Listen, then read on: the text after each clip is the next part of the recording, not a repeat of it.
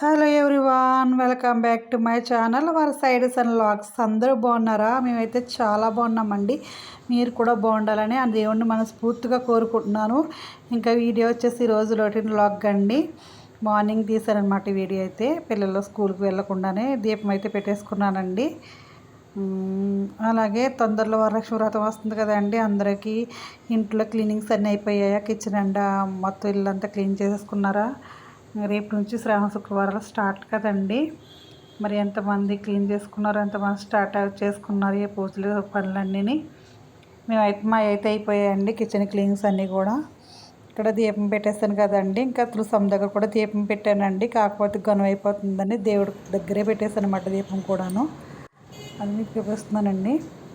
చాలా గాలి వేస్తుందండి, వర్షాకాలం కదా, హెవీగా వస్తుంది గాలి అయితే. తర్వాత అయితే గుమ్మం దగ్గర అయితే ఫస్ట్ ముగ్గు పెట్టుకుంటానండి. ప్లేట్ యాడ్ చేశానమాట. ఇది మా గార్డెన్ అండి. తర్వాత మా వారికి అయితే చక్కగా టీ పెట్టిచ్చేసానండి. అదిగోండి చక్కగా పొంగుతుంది టీ అయితేను. నీళ్ళు ఎంతమంది టీ తాగుతారండి అసలు? మాకైతే టీ పడకపోతే అసలు తలనొప్పి వచ్చేస్తుంది అన్నమాట. మార్నింగ్ అయితే మా వారికి ముందే టీ ఇచ్చేది. అదిగోండి చక్కగా మరుగుతుంది అన్నమాట.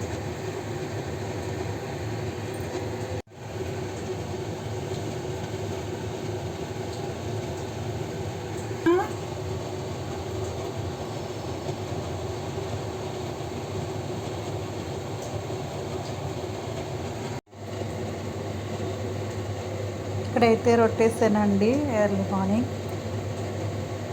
ఇంకా టీ కూడా అయిపోయిందండి. మా వారికి అయితే ఇంకా ఇచ్చేసాను టీ కూడా. ఇదిగోండి గ్లాసులోకి వస్తారనమాట. తర్వాత వచ్చేసి ఇంకా టీ తాగేసిన తర్వాత మా స్కూటీకి ఏమైందో చూపిస్తున్నాను చూడండి. తన డ్యూటీ నుంచి వచ్చేటప్పటికి దారిలో అయితే బెల్ట్ తెగిపోయిందంటండి. సగం దారిలో వచ్చేసరికి తను అసలు పడిపోయవలసిందంట. అలాగా వచ్చేసారనమాట దర్లించుకుంటూ సగం దారిలో. అదే ఇక్కడికి తీసుకెళ్ళి చూపిస్తున్నారండి. మళ్ళీ కొత్తగా బెల్ట్ అయితే వేస్తున్నారు. అది తను సరదాగా క్లిప్ తీశారు, నేను యాడ్ చేశాను అనమాట. చూసేయండి ఇంకా.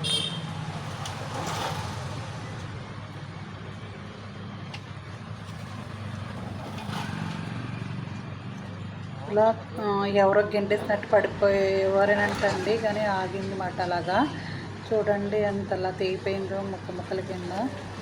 చాలా ప్రమాదంగా ఉంటుందండి ఇలాంటివి. ఇంకా అక్కడ తీసుకొచ్చి రాత్రి షెడ్లు పెట్టేసి మార్నింగ్ వెళ్ళేసి చేయించుకొచ్చారండి. చూడండి తీసుకెళ్ళి అయిపోయిందో. ఇలాంటి ఎక్కడ కూడా జాగ్రత్తగా ఉండాలి అనేది. పని చేసుకుంటే చాలా జాగ్రత్తగా సేఫ్టీగా ఉండాలండి.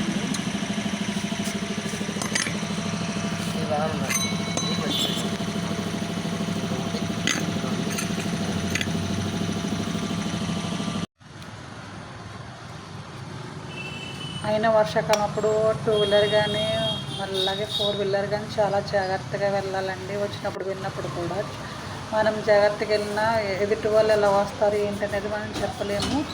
మనం చూసుకు వెళ్ళాలి. ఈయన రాత్రి 11:30 అలా అయిపోయిందండి. పాపం వర్షం కూడా వచ్చేసింది. తొలగించుకుంటూ వచ్చారనమాట సగం దూరంలో. ఆ టైంలో ఏమీ చూపించుకోవడానికి కూడా బండ్లు ఏమీ ఉండవు కదండి బాగా చెప్పి. ఏమీ అలాగే షెడ్లు పెట్టేసి అక్కడ నుంచి నడుచుకుంటూ వచ్చారండి ఆయన. అది చూపిస్తున్నారు అంటే ఎలా బిగేస్తున్నారు ఏంటనేది మీరు కూడా చూడండి.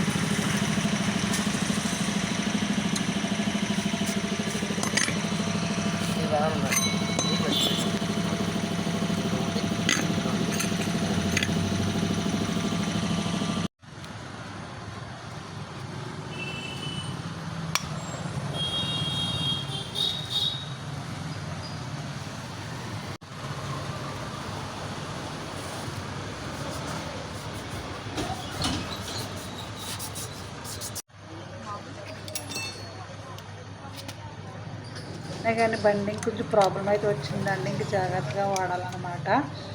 ఇంకా రిపేర్ అంటే రిపేరే. ఇంకా ఏదో తను అలా డ్యూటీకి వేసుకెళ్తూ వస్తుంటారు. నేనైతే ఇంకా కొంచెం జాగ్రత్తగానే వాడతానండి. ఇంకా క్లచ్ ఆయిల్ కూడా ఏదో ప్రాబ్లం ఉందంట, అందుకని జాగ్రత్తగా వాడుకోవాలన్నమాట. ఇంకా మ్యూజిక్ చేస్తాను, చూసుకోండి.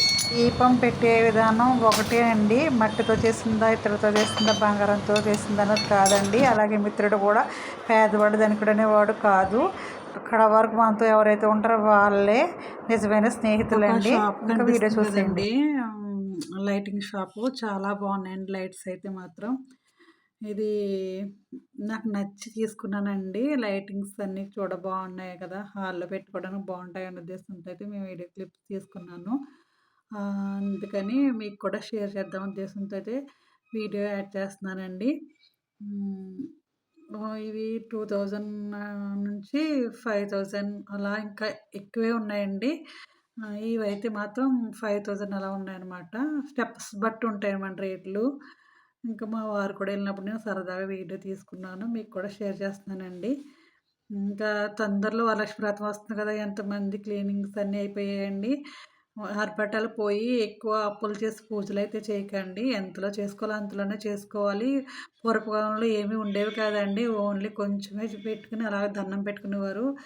దేవుడికి ఒక దీపము, అగరబత్తి, ధూపం వేస్తే సరిపోద్దండి. ఏదో మనం తోచిన ప్రసాదం పెడితే సరిపోద్ది. అప్పులు చేసుకుని మన స్తోమతకు మించి ప్రసాదాలు, ఆర్భటాలు పోకండి. ఒకసారి పెట్టుకుంటే సరిపోద్ది.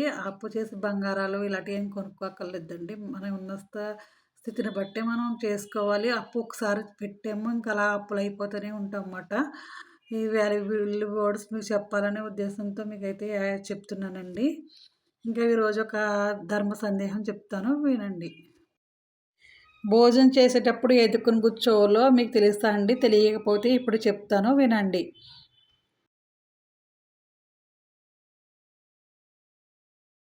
భోజనం ఏ దిక్కును కూర్చొని చేయాలనేది ఇప్పుడు చెప్తాను, వినండి. భోజనం అనేది చేసేటప్పుడు ఉత్తరం లేదా తూర్పు ముఖంగా కూర్చొని చేయాలండి. దక్షిణముఖంగా అసలు కూర్చొని చేయకూడదు. దక్షిణం అంటే యమస్థానం అండి. దక్షిణ యమస్థానం కాబట్టి మృత్యుకు సంకేతంగా చెప్తున్నారు పెద్దవాళ్ళు. అందుకే దక్షిణ వైపు ఎప్పుడు కూర్చుని ఆహారం తీసుకోవడం అంత మంచిది కాదండి. భోజనం చేసేటప్పుడు మొదటి ముద్దను తీసి దైవానికి పెట్టాలండి. భోజనం ముగించాక దాన్ని తీసి పక్షులకు ఆహారంగా వేయాలి. దీంతో అన్నపూర్ణ దేవిని ప్రసన్నం చేసుకోవడానికి ఒక మార్గం కలుగుతుందండి. Thank you for watching.